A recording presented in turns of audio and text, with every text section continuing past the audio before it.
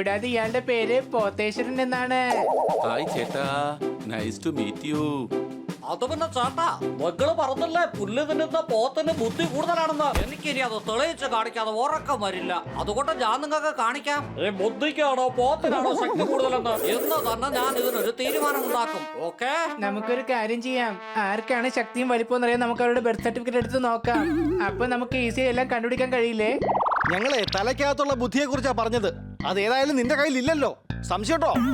അത് ശരി, ആ ബുദ്ധിയുടെ കാര്യമായിരുന്നോ? അങ്ങനെ വെച്ച് നോക്കുമ്പോ പോത്ത് തന്നെയല്ലേ വലുത്. കാരണം തലച്ചോറ് നമ്മൾ തലയിലല്ലേ ചുമക്കുന്നത്. പക്ഷേ ഒരു പോത്തിനെ നമുക്ക് തലയിൽ ചുമക്കാൻ കഴിയില്ലല്ലോ.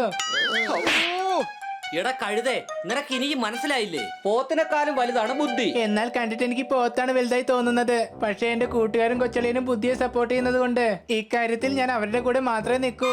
തീർച്ചയായും പോത്തിനേക്കാൾ വലുതാണ് ബുദ്ധി. അങ്ങനെയാണെങ്കിൽ ഞാൻ സമ്മതിച്ചിരും, പോത്തിനെക്കാളും വലുതാണ് ബുദ്ധി. എന്താ പിന്നെ നിങ്ങളൊരു കാര്യം പറഞ്ഞേ, ബുദ്ധി കൂടണമെന്നുണ്ടെങ്കിൽ പാല് കുടിക്കണ്ടേ? ഞങ്ങളുടെ ആൾക്കാരല്ലേ പാല് തരുന്നത്. അപ്പൊ പറഞ്ഞ ബുദ്ധിയെക്കാളും വലുതല്ല ഞങ്ങള്. പറഞ്ഞല്ലേ, അറിഞ്ഞല്ലേ, തെളിഞ്ഞില്ലേ? എന്തോടെ പറഞ്ഞില്ലേ, അറിഞ്ഞില്ലേ, തെളിഞ്ഞില്ലേ എന്നൊക്കെ? അതിന് മാത്രം താൻ എന്തുവാ ഇത്ര തെളിയിച്ചത്? എടോ, അന്നും ഇന്നും ബുദ്ധിയേക്കാൾ വലുതല്ല പോത്ത്, പോത്തിനേക്കാളും വലുതാണ് ബുദ്ധി. സംശയമുണ്ടോ? അതാ ചേട്ടാ, എന്റെ അഭിപ്രായം ഞാൻ പറഞ്ഞു കഴിഞ്ഞു. ഇനിയും ഞങ്ങൾ അതിശയിച്ച കയ്യെ കാട്ടെ നോക്കാം. അതെ പിള്ളേരെ, എന്റെ വീടിന്റെ അടുത്തുള്ള മാവിന്റെ മുകളിലുണ്ട് ഒരു ചെറിയ കിളിയുടെ പൊത്ത്. ആദ്യത്തെ റൗണ്ട് പൂർത്തിയാക്കാൻ ഇതാ വരുന്നു എന്റെ ആത്മാർത്ഥ സുഹൃത്തിന്റെ സ്വന്തം വളർത്തു പോത്ത് അടികൈ.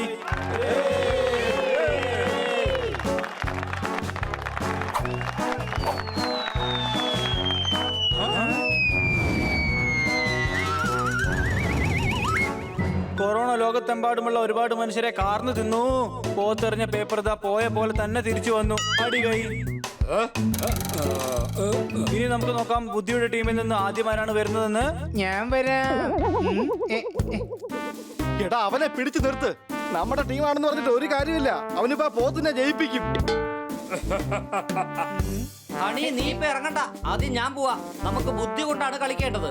അപ്പൊ നീ എന്താ ഉദ്ദേശിക്കുന്നത്? എനിക്ക് ബുദ്ധി ഇല്ലെന്നാണോ? ഇനി ഏതായാലും ഞാൻ തന്നെ പോവും. എന്റെ ദൈവമേ, ഇവരെ കൊണ്ട് ഞാൻ തോറ്റല്ലോ. ഹണി, മാറി നിക്ക്. ഞാൻ പറയുന്ന ഒന്ന് കേക്ക്. കൊള്ളാം.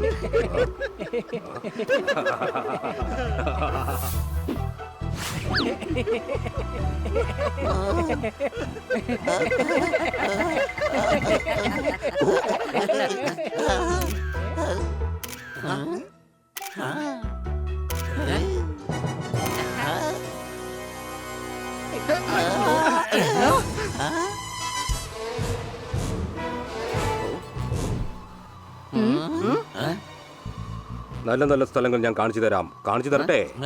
എന്താ കൂട്ടുകാരെ, പോയാലോ?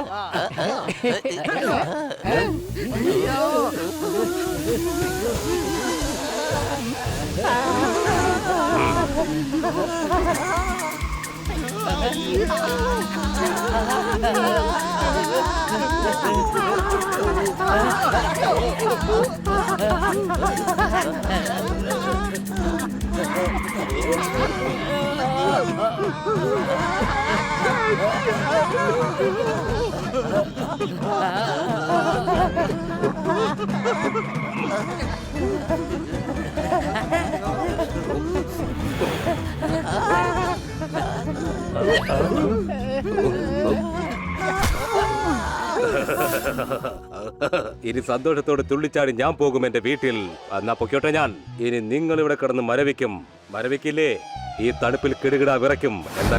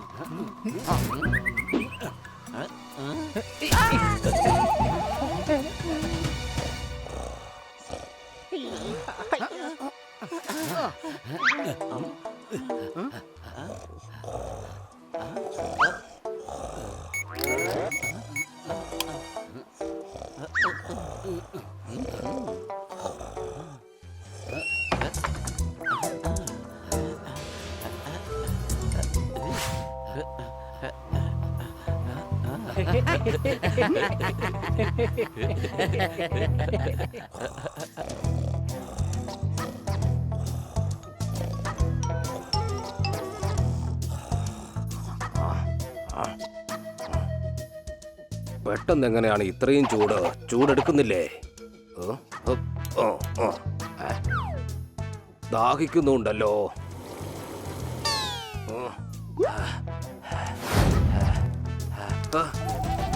അയ്യോ, അയ്യോ,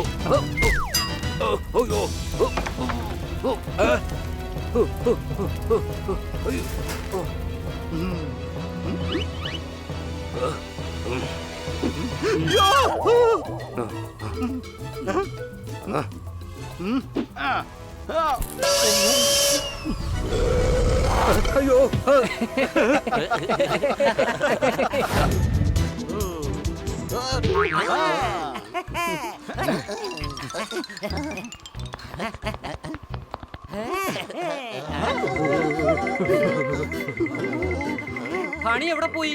ഇതിപ്പോ അവധി ആഘോഷിക്കണോ അതോ ഇനി ഹണിയെ അന്വേഷിക്കണോ?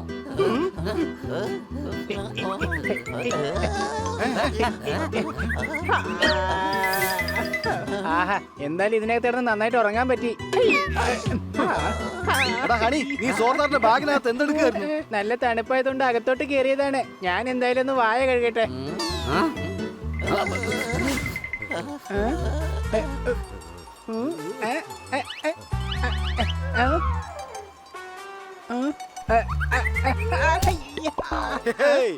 തണുപ്പിൽ നിന്ന് രക്ഷപ്പെടുന്നത് അത്ര എളുപ്പമുള്ള കാര്യമൊന്നും അല്ല.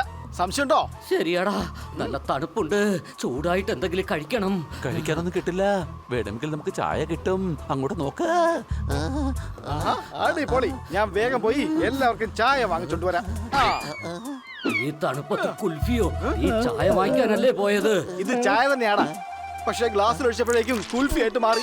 ഇനി വീണ്ടും ചൂടാക്കിയത്.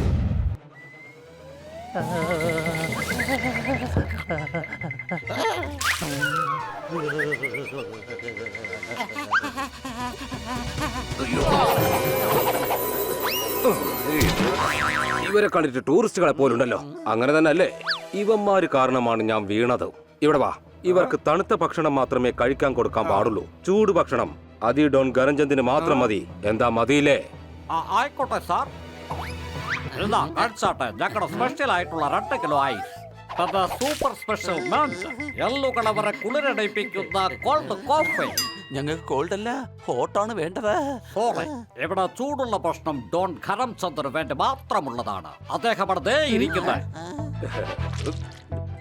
ഇവന്റെ കാര്യം ഞാൻ നോക്കിക്കോളാം. അപ്പൊ നീ ഒറ്റയ്ക്കാണ് നോക്കാൻ പോകുന്നത്? ബണി, സോർദാറെ, വാ, നമുക്ക് എല്ലാവർക്കും കണ്ണുകൾ അടച്ചു പിടിക്കാം. ഒന്നും മിണ്ടാതിരിക്കടാ കഴുതേ. നമുക്ക് കുറച്ച് സെക്ടർ വാങ്ങാം.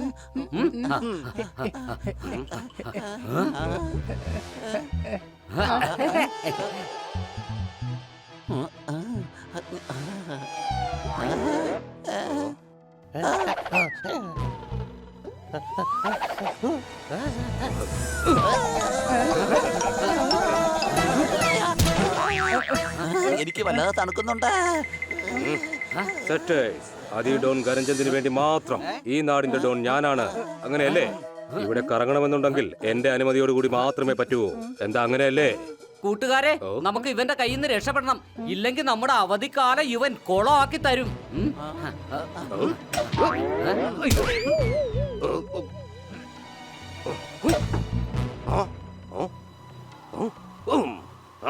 എവിടെ പോയി? എനിക്ക് തോന്നുന്നത് അവന്മാര് 4 പേരും എന്റെ മുഖം തിരിച്ചറിഞ്ഞു എന്നാണ്. ഇനി എന്റെ മുഖം എവിടെ വെച്ച് കണ്ടാലും അവന്മാർ ഓടി രക്ഷപ്പെടും. അതുകൊണ്ട് ഇനി മുതൽ മറ്റൊരു വേഷത്തിൽ ഞാൻ അവന്മാരുടെ അടുത്തേക്ക് പോകും. എന്നിട്ട് തുടർച്ചയായി ശല്യപ്പെടുത്തും. ഇത് നല്ല പ്ലാനാണ്. ഞാൻ ആരോടാ ഈ പറഞ്ഞുകൊണ്ടിരിക്കുന്നത്? ആരും തന്നെ ഇല്ല ഇവിടെ. ആരും തന്നെ ഇല്ലല്ലോ ഇവിടെ.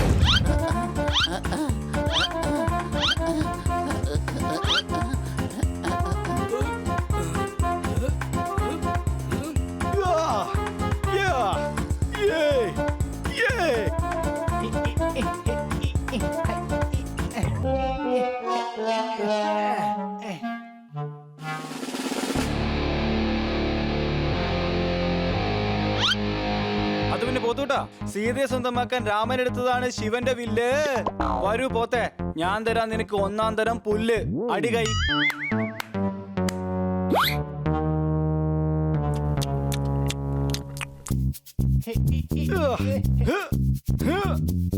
ഹണി, നീ എനിക്ക് രണ്ടാമത്തെ ഡമ്പലത് എടുത്തു തന്നേ.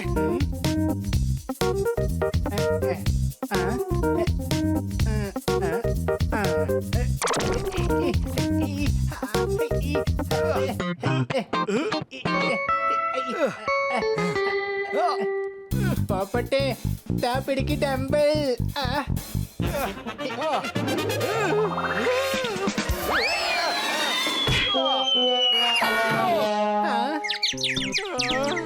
എന്റെ അമ്മോ, കൂട്ടുകാരെ പോപ്പന്റെ ബോധം പോയെന്നാ തോന്നുന്നേ. ബോധം പോയിട്ടും പോപ്പട്ട് ഇപ്പോഴും നമ്മുടെ കൂടെ തന്നെയുണ്ട്. അല്ലെങ്കിൽ പോപ്പട്ടിന്റെ ഫ്രണ്ട് സർക്കിൾ മൊത്തം മാറിപ്പോയേനെ. നീ എന്തുവാടാ ഈ ചെയ്തത്? നിന്നോട് ഞാൻ ചെറിയ ഡമ്പൽ എടുക്കാനല്ലേ പറഞ്ഞത്. നീ വലിയ ഡമ്പൽ എടുത്ത് തന്നെ എന്തിനാ? നമ്മൾ ചിന്തിക്കുമ്പോ എപ്പോഴും വലുതായി തന്നെ ചിന്തിക്കണം. ആഹാ, എന്താ പാട്ടിന്റെ വരികൾ അടിപൊളി. ആഹാ, ഈ ഊ. ഇനി ഏതായാലും അധികം വൈകിക്കാതെ നമുക്ക് തുടങ്ങാം. റൗണ്ട് 2, അടികൈ.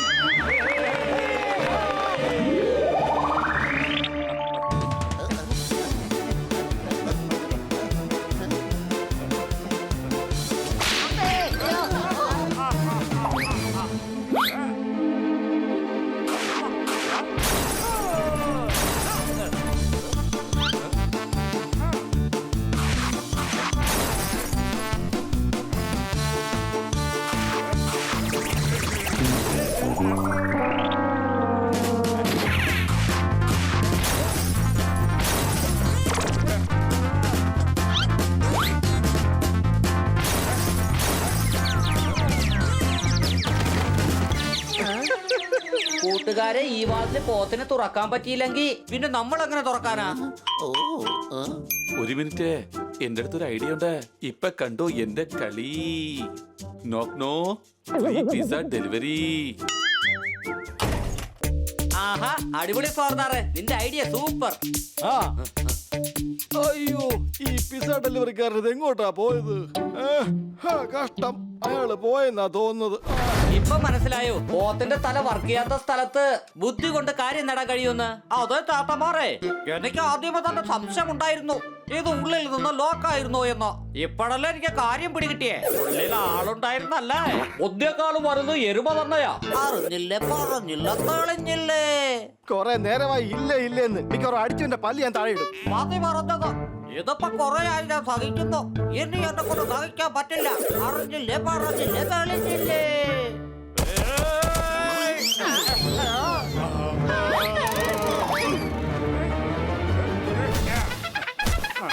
ഇവനെന്താ പറ്റിയേ? നമ്മളെന്തിനാ ഇടിക്കാനൊക്കെ ഓടിക്കുന്നേ? ദൈവത്തോർത്തി എന്നെ ഇരിക്കല്ലേ. ഞാൻ ദേ ഇവര് കാരണം അങ്ങനെ പറഞ്ഞത്.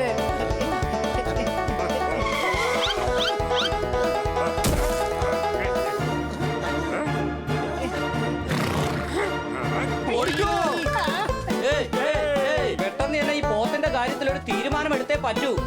ഐഡിയ.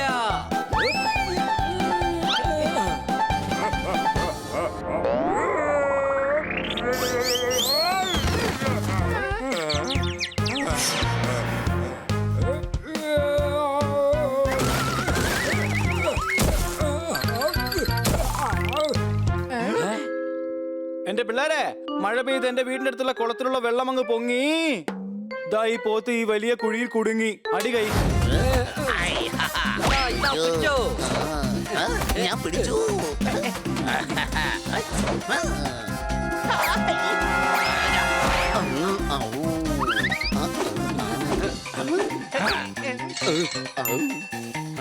കുറെ നാളുകൾക്ക് ശേഷം ഈ കളി കളിച്ചപ്പോ സന്തോഷം തോന്നുക. ഹണി, ബോളിട്.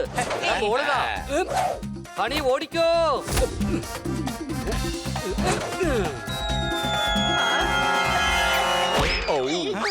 എന്റെ അമ്മച്ചി നന്നായിട്ട് കൊണ്ടെന്നാ തോന്നുന്നേ. എന്തിനാ ഇരിക്കുന്നത് എപ്പോഴും പണി തരുന്നത്?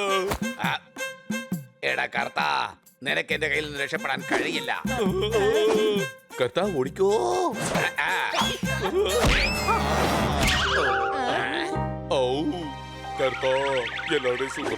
ദാ നോക്ക്, ഇവൻ കാണിക്കുന്ന കള്ളത്തരങ്ങൾ കണ്ട് വിശ്വസിക്കരുത്. കളിയിൽ ഇറങ്ങുമ്പോ ഒരു ബന്ധത്തെ കുറിച്ച് ഓർക്കരുത്. ഇവൻ എഴുന്നേക്കുന്നേ ഇല്ലല്ലോ, സംശയമുണ്ടോ? അതെ ഭായ്, ഇവൻ വെട്ടിയിട്ട വാഴത്തട പോലെ വീണ് കിടക്കുകയാണല്ലോ. എന്റെ കാൽ അനക്കുന്നില്ല. കൂട്ടുകാരൊരിക്കലും ആപത്തിൽ കൈവിടരുത്. എഴുന്നേക്കാൻ. എന്നെ കൊണ്ട് കഴിയുന്നില്ല. മുൻപും ഇതുപോലെ സംഭവിച്ചിട്ടുണ്ട്.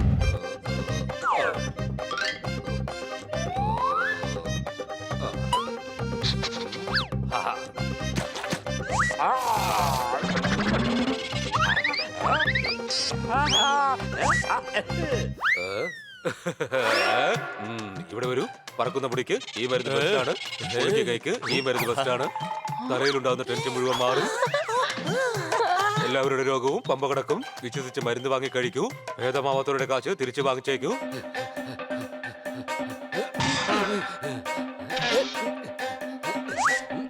വൈദ്യട്ടോ, ഞങ്ങളുടെ നന്ദുവിന് വേണ്ടി കുറച്ച് തൈലം വേണം, സംശയമുണ്ടോ? ഇവിടെ വരൂ.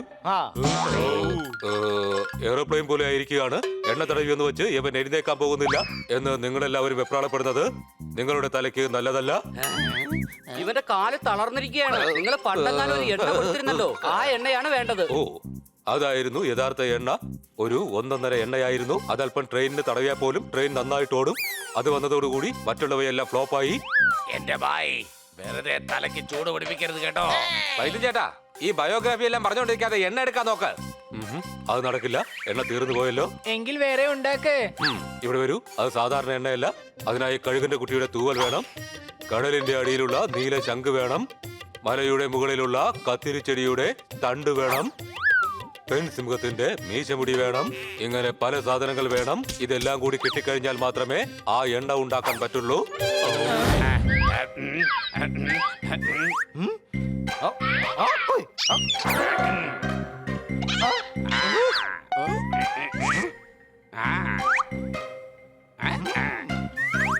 എന്റെ ഭായ്, ആ തൂവലൊന്നും തരാമോ പ്ലീസ്? ഇതെന്താ ഭിക്ഷ എടുക്കാൻ വന്നതാണോ? ഡേയ്, സഹായം ചോദിക്കാനാണ്. സഹായം, സംശയമുണ്ടോ? ഡാഡി, ഇവരെന്നെ ശല്യപ്പെടുത്താൻ വന്നിരിക്കുന്നു. എന്റെ മോനെ ഡിസ്റ്റർബ് ചെയ്യണോ നിങ്ങള്? ഏയ്,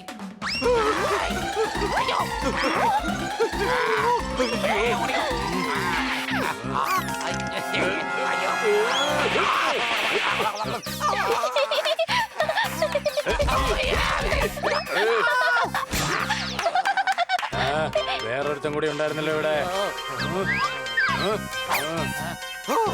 രക്ഷപ്പെട്ടു. അത്ര പെട്ടെന്നൊന്നും രക്ഷപ്പെടില്ലടാ.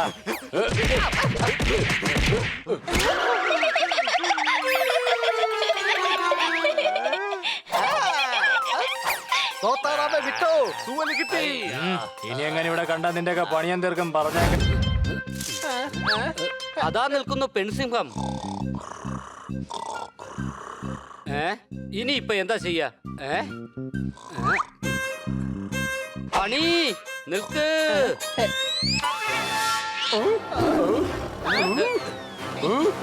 എക്സ്ക്യൂസ് മീ മാഡം, എനിക്ക് നിങ്ങളുടെ മീശ ഒന്ന് തരാമോ? അയ്യോ കൊച്ചളിയ, രക്ഷിക്കേ.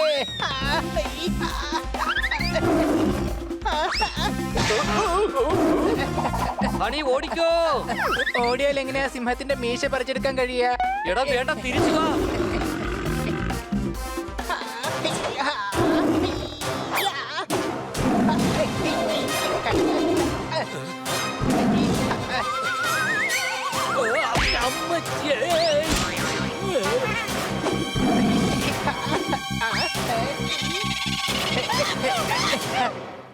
അല്ല, നിങ്ങൾക്ക് ജലദോഷം പിടിച്ചെന്ന് തോന്നുന്നു. Thank you. കൊച്ചളിയ, മീശ കിട്ടിപ്പോയി. എന്നാ വേഗം വാ. വഴി അടഞ്ഞു കിടക്കുകയാണല്ലോ. ഞാനിപ്പോ എങ്ങനെയാണ് പോവുക? ഇതെന്ത് ശബ്ദമാണിത്?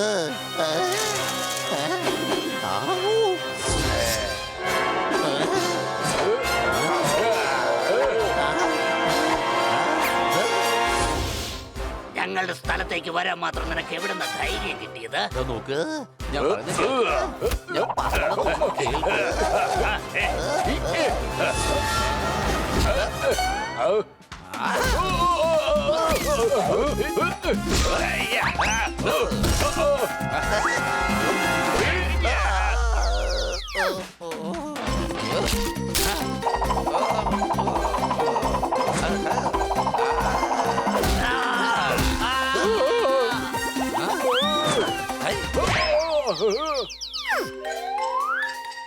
എന്റെ സുഹൃത്ത് സുഖമില്ലാതെ കിടക്കുകയാണ്. നിങ്ങൾ ആവശ്യമില്ലാതെ എനിക്ക് പ്രശ്നം തരാൻ നോക്കുകയാണോ? എനിക്ക് ഉടൻ തന്നെ ബെഗിനി പൂ വേണം. അയ്യോ ഞങ്ങളെ വെറുതെ വിട്ടേക്ക്. ഞങ്ങൾ തീർച്ചയായിട്ടും നിന്നെ സഹായിക്കാം. ഒരു ഗുഹയുണ്ട്, അത് നീ പറഞ്ഞ സ്ഥലത്തേക്ക് തന്നെ കൊണ്ട് വിട്ടേക്ക്.